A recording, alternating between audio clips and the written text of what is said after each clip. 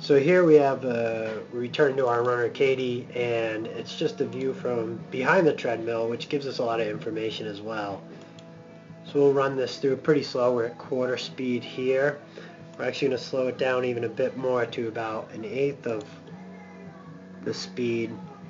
And from the side view, if you remember, Katie had a lot of push-off, really strong calves. It was a calf-dominant runner.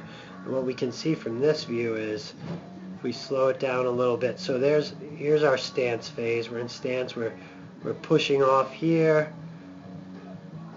Really a lot of push-off and a lot of what we call plantar flexion at this area. So really just calf-dominant at this point.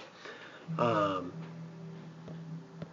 we'll see it as we come forward. So now, as Katie's getting ready to get into that swing phase, right about here, we'd almost want to see ground impact at this point again. So now the stance phase has started, and we're getting ready to transition to that next swing phase.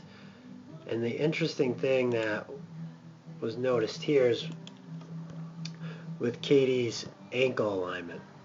So the foot is currently searching for ground or searching for stability because it's been in the air for a certain amount of time. This angle might be a little bit harder to draw, but if we draw basically a line straight down the leg and then straight through the heel, you can see that we're landing with a little bit of basically inversion, like rolling in of the foot, which is more than we'd like to see and results in a little bit of overpronation and puts a lot of work on the ankle stabilizers. When we looked at Katie, she had really good balance and really good ankle strength, so it's easy for her to compensate through this way. If we could shorten up that stride a little bit and put more load on the hip flexors and the glutes, that would take some pressure off of the ankles and minimize that risk of repetitive trauma.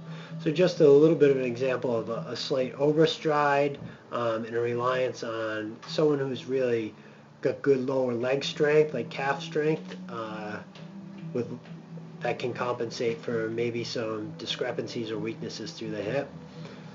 So that's kind of a great example of just what we saw with Katie.